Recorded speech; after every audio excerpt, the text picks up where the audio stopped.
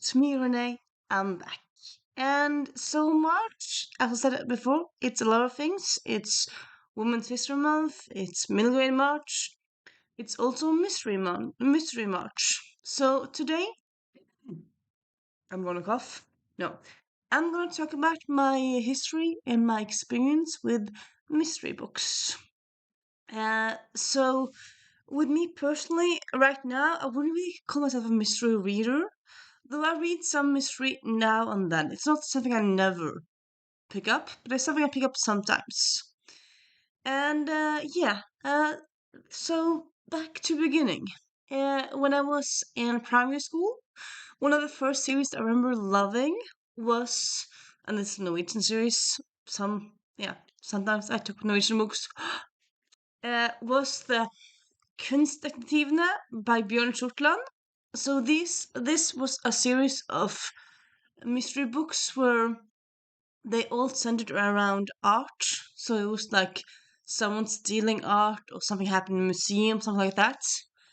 And they all had nice pictures in them. So yeah, it's very accessible for kids. And yeah, I remember loving these books. They were, I think actually they ended up being like 17 books in them. I stopped reading when at like book 8. But yeah, it's a long series, as a lot of kids' books are. But I remember loving this series. And I also was a big lover of Nancy Drew. I read, I also have to say all the Nancy Drew books. I actually never read all the Nancy Drew books, but there's a lot of them. I did read quite a lot of them. So yeah, lots of Nancy Drew books. I think I only actually read one or two Hardy Boys books.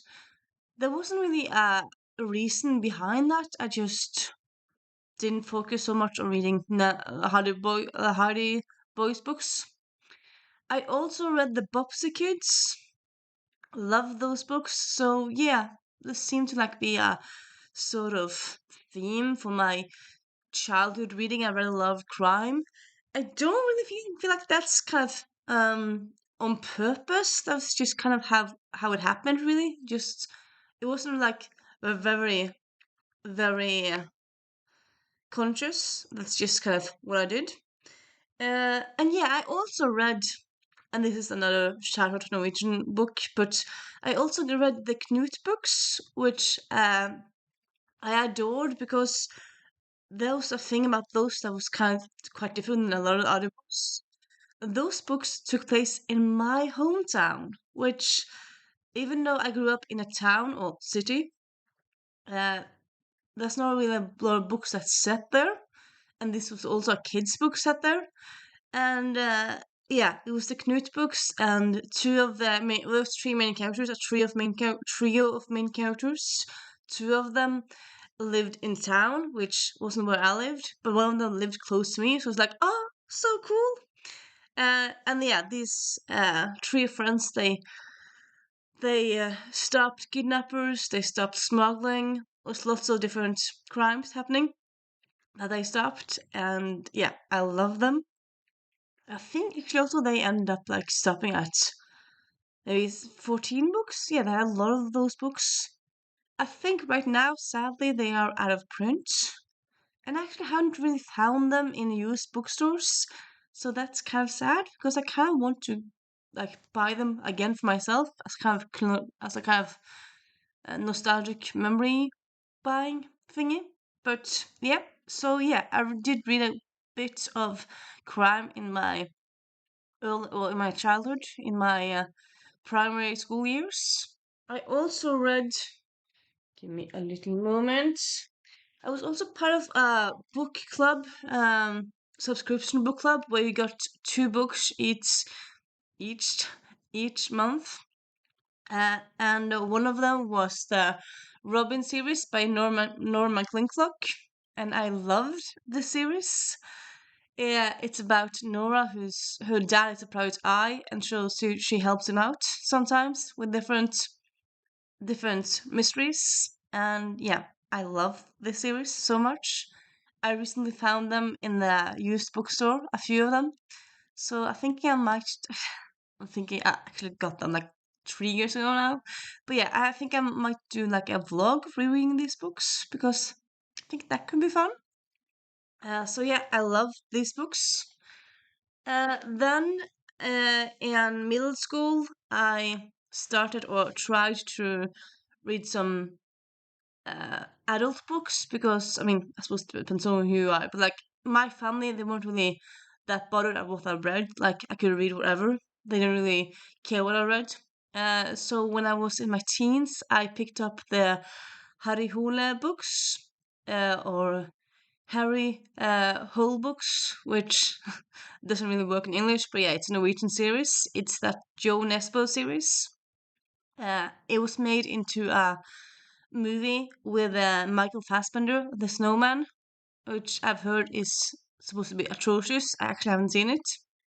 But yeah, I've read like I think maybe 8 of those. That's also another long series.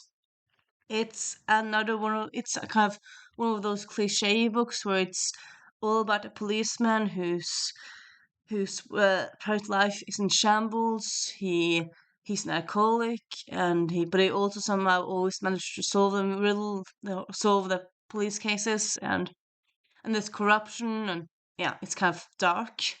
I mean, it's kind of one of those dark Nordic noir books, really. And yeah, I did enjoy them at the time, but I kind of fell off them like after a few years. Um, I also read the Wallander books by Henning Mankell. Those are another police crime series by a Swedish author. And yeah, I very much enjoy those. I read some Vargveum, which is also another Norwegian crime series. I don't know if Vargveum is exists in English. Maybe I feel like a lot of those books do, but I'm not quite sure. Vargveum is by Gunnar Stolzen, so I suppose you could always Google and check it out if it's available in English if you're curious.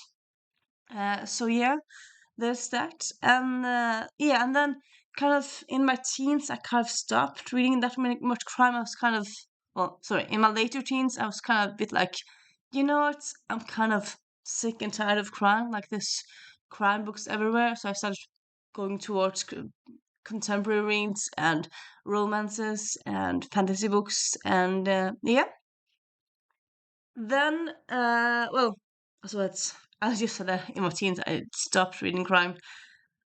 Any all the any again words everything has an exception. So I did read quite a lot of Agatha Christie when I was 16. I suppose this probably had to do with that was the year I lived in Chile. Yes, I lived 1 year in Chile, if you didn't know. And sadly, even though I lived in the capital, Santiago, like they didn't really have a lot of bookstores, and the bookstores that they had didn't have a lot of English books. And I did find one that had English used books, but they had mainly Agatha Christie and then some other stuff. So yeah, I ended up reading a lot of Agatha Christie stuff. Those that Agatha Christie that year. I suppose yeah, I could have bought books online. I didn't for a long time. I didn't really buy books online because I think maybe I thought it was expensive. Sometimes it is. Anywho, yeah, I was into my Agatha Christie era then, and I suppose yeah, I still have a fondness for Agatha Christie. I still like her writing. I actually have read most of her books now. I haven't read all of them. I still am missing the one Poirot book because I kind of don't want it to end. But I suppose yeah, even if I read it, I can always reread the books. But yeah, yeah, readers were not always logical, really. And and yeah, then for a long time I didn't really read that much crime. I just kind of after that I just kind of dwelled into fantasy books and other genres. Uh, and then lately I've been starting to read it again. Though yeah, again I wouldn't really call myself a crime reader. I was suppose I mean I read it, but it's not like I wouldn't say it's my main my main interest in books, but I do. That sounds like I'm talking down crime. I'm not. I'm not talking down. I'm just saying I'm not really an expert. Though, have I ever been an expert? I don't know. Anywho, yeah. So further on in my journey, so yeah, actually now 6 years ago when I started my job. So yeah, sorry, actually it has to be 7 years ago because no, 6 years, 6 7 years ago, around that, I got this arc because I used to work in a bookstore, so you can get some arcs from the store. And this is the first in a Robin Stevens, Wells and Wong, or A Murder Most Unladylike series. And I just thought it sounded so nice. This is a historical middle grade where it's kind of Agatha Christie based. It's set in a history. It's cozy-ish. It's not too brutal. But it's middle grade, so it's set in a boarding school. So I quite like that they had kids solving crimes. Got this book, was so enchanted by it, and just yeah became obsessed fan with the whole of this series and all of Robin Stevens series. Then I was about to say something else, and then I forgot what I was about to say, which ha ha ha. Of course I do. I forget stuff, which people do. Um, yeah, yeah, I suppose yeah. Except this series, I didn't really love crime for long many years, and then I heard about the first day murder. That sounds like a American trying to say something in Swedish. Murder? No. I heard about the First Day Murder Club series by Richard Osman, and then this just sounds so quirky and nice. I mean, it's about a couple of pensioners solving crime, and just like, yeah, yeah, you know what? I'm gonna check that one out. So yeah, I have some of these. I have these in Norwegian because I got them also as arcs from work, and honestly, I love this. I feel like this is also again. Why do you hit myself? Boom, boom, and then I do it again to illustrate. I don't know, but yeah, I feel like these are kind of actually a good place to either start your crime journey or to read if you don't really like crime, because these are both. I mean, yeah, they're mysteries, but it's also very character based. They're very funny. It's not just all about the crime. It's a lot of things happening really, and yeah, I love them so much. So yeah, those are just lovely. And then I found a Veronica Speedwell series a few years ago. So this is the first book. This is another yet again historical mystery. So I suppose now I would say kind of yeah, very much my jam is historical mysteries. And this is all about a spinster, or she's in her middle 20s. She's smart, but she's not married. She's like, oh my god, you're a lady and you're not married. And then, because of circumstances, she becomes a private eye in a way. And yeah, I just love this character and the series. I read the first three, and yeah, they're just amazing. The banter, the funny lines, and the impossible mysteries. I love them so much. Mm. And then I recently found Her Royal Spyness by Reese Bowen. I heard about it, but then I thought, why not check it out recently? This I would say it's a bit of a strange mystery in a way because it's called a mystery, but no one dies until like 100 pages into the book, and this is a 300 pages book. So you have kind of, I suppose, in a way, a long prologue. I mean, you get to know the characters for a long time before, yeah, the murder happens. Even though, like, for me, it didn't really matter that much because I loved the characters and setting, so I wasn't that bothered. But it was a bit weird to have that long before the mystery started. But that was what it was. And yeah, this is not a historical, set in 1930s. So between in the between war, is that English? Is that English saying in the between war years? In yeah, between between second between First and Second World War, the 30s. So yeah, because in Norwegian that's saying mellomkrigstiden. I don't know between between world wars. Is there like a term in English? Anyway, yeah, you know what I'm talking about. It's set in the 30s. So yeah, and it's set in the high society. And yeah, I very much enjoyed this book. I know it's a long running series, so yeah, it's going to be fun to continue with this one. Hmm.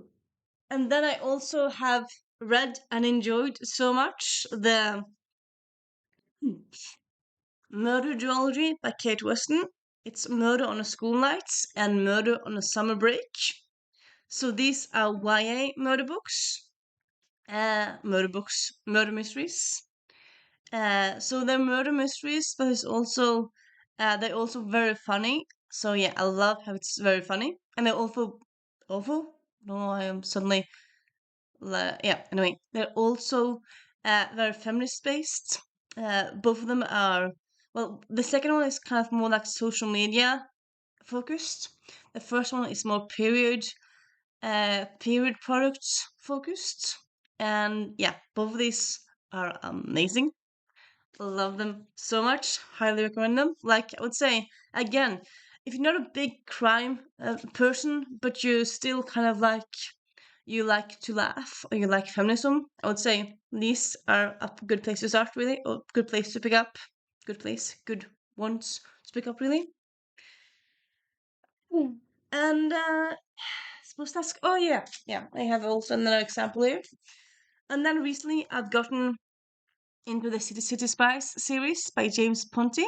So this is a uh, middle grade, again words, spy series. So you have like you have to find a villain, you have to stop him from doing stuff. So I suppose I mean, it's crime, it's mystery, and well, it's maybe more crime than mystery because often you have a feeling about who's the bad guy, but you have to stop him somehow, and you don't really know all of what he's gonna do. So yeah, I mean, it's also just fun with spies, but also kids being spies. I just love this concept and idea, and yeah, very fun. And honestly, I also like how I feel like a lot of kids mystery books they're more about like crime in general. It could be about someone has stolen something. It's a kidnapping, or it might be yeah, blackmailing, like stuff like that. Well, I feel like a lot of crime books, again, I'm not an expert, but I feel like at least a lot of those that are talked about everywhere for adults are very much often very often murder mysteries. And personally, I kind of quite love when there's a crime, but it's not a murder, it's a kidnapping, it's a smuggling, it's something else. I kind of like how that's kind of different than just someone being dead who killed this person. So that's very much my jam. So I suppose nowadays the mysteries I read are quite often middle grade ones. Because of I feel like they're quite original, quite different, but also feel like I mean, of course, they're generally not that bloody. And I don't really like when mystery books are too bloody, when it's too grotesque, really. But if it's not a middle grade, I also tend to go towards historical books. I love them. And yeah, having a historical book and also having mystery in there, yeah, quite fun. I love that combination really. And I think I was about to say something else, but of course I have forgotten that. I said that. I said that. I said that. I think I said everything that I was about to say. But for some reason, I'm thinking of was something I was going to say more. I don't know. Anyway, that's kind of. Oh yeah, that's it. And yeah, another thing that I quite love about mystery books is the trope locked room. So I love when something happened and it happened in a room where supposedly the only person there was the victim. So like, but it still is a person who's killed. So it's like, how did this happen? So I think like that's just quite a fun trope. I love that trope so much. I also quite like when someone finds a dead body and then they go away to tell about people about the body. They go back and the body is missing. That's also quite fun. I love that. So yeah, I suppose that's kind of what I wanted to talk about today. My me and mystery and me and mystery books. If you read any of these, please give me your thoughts. What kind of mystery books do you like to read? Or don't you like mystery books? Though I would say, like, even though I suppose I'm a bit weird all over the place, like, at one point I said, like, I don't like mystery, don't read a lot of mystery books, but I also, like, said this and this about the genre. Because I feel like I've read enough about it to, like, feel like I can say something about the genre, really. Uh, and yeah, I would say, honestly, if you haven't read mystery books, I feel like there kind of probably is a mystery book for you out there because I feel like it's such a big genre. Like, if you like feminist books, you could probably find a mystery book. I like this one. If you like historical books, again, this one, mystery and historical. If you like books where you travel around, City Spice. I mean, if you like books where it's very character based, the first and Murder Club series. So yeah, I mean, I would say the mystery genre is quite a big one. So yeah, and yeah, and that's kind of going to be it for today. I hope you liked my video. It became a long one, but yeah, I hope you have a nice weekend, and I'll see you next week. Bye.